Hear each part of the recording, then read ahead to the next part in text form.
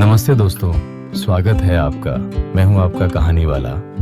यहाँ मिलेंगी आपको कहानियाँ प्यार की, जुनून की, डरावनी रातों की और कभी कभी हंसी के ठहाकों की भी। तो चलिए शुरू करते हैं आज की कहानी। ये कहानी है आशीष नाम के एक लड़के की, एक छोटे से शहर के गली नुक्कड़ों में, जहां बड़ी बड़ी सपनों की बातें तो होती थीं, मगर हकीकत में वहां के लोग दो वक्त की रोटी के लिए जूझ रहे थे। आशीष के पिता रामनाथ जी एक साधारण इंसान थे। उनके पास न कोई जमीन थी न कोई धंधा। उन्होंने शहर के रेलवे स्टेशन के बाहर एक छोटी सी चाय की दुकान खोल रखी थी। लकड़ी के ढांचे पर टीन की छत, दो बेंच और एक स्टोव, बस यही थी उनकी दुनिया।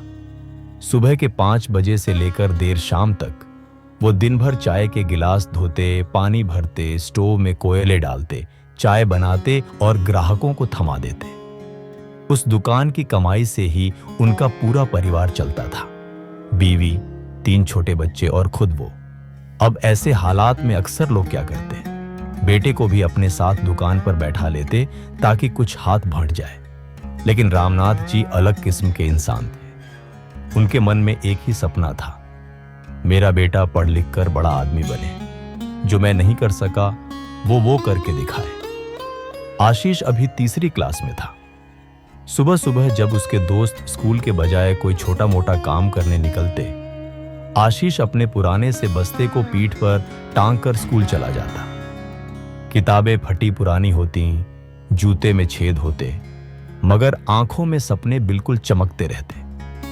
शाम को जब स्कूल से लौटता तो उसके पिता उसे चाय की दुकान पर बुला लेते। नहीं, काम करवाने के लिए नहीं, बस इतना कि बेटे के साथ थोड़ा वक्त गुजार सके। बैठाकर एक कप दूध वाली चाय थमा देते।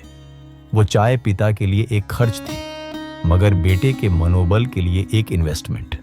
हर दिन यही होता, पिता दुकान पर, बेटा स्कूल में।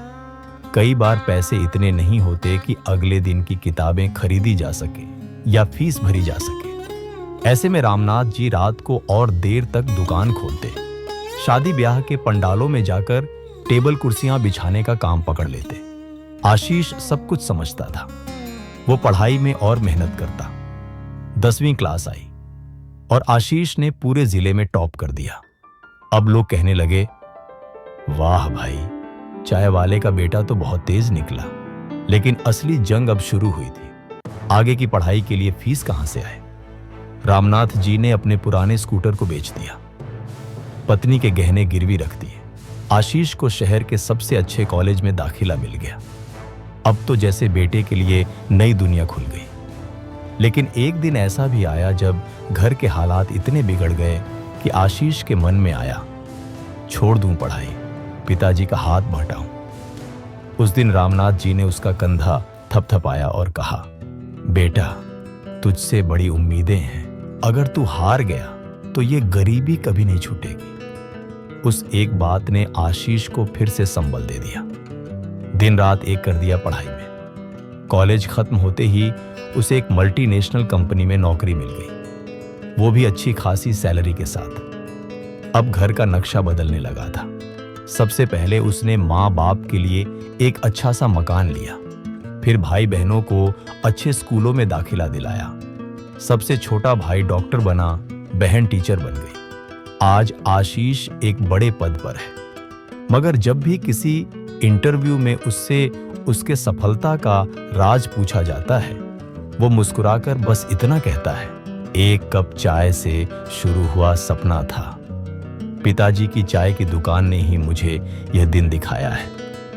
आज भी जब वो अपने शहर लौटता है तो उसी पुराने रेलवे स्टेशन पर जाकर चाय पीता है। उस दुकान पर नहीं, क्योंकि अब वो नहीं रही, मगर दिल में एक एहसान हमेशा रहेगा, अपने माता पिता के लिए। अगर आपको ये कहानी पसंद आई हो तो लाइक, सब्सक्राइब और शेयर करना न भूलें। मिलते हैं अगली कहानी में। तब तक के लिए कहानी वाला को दीजिए इजाजत।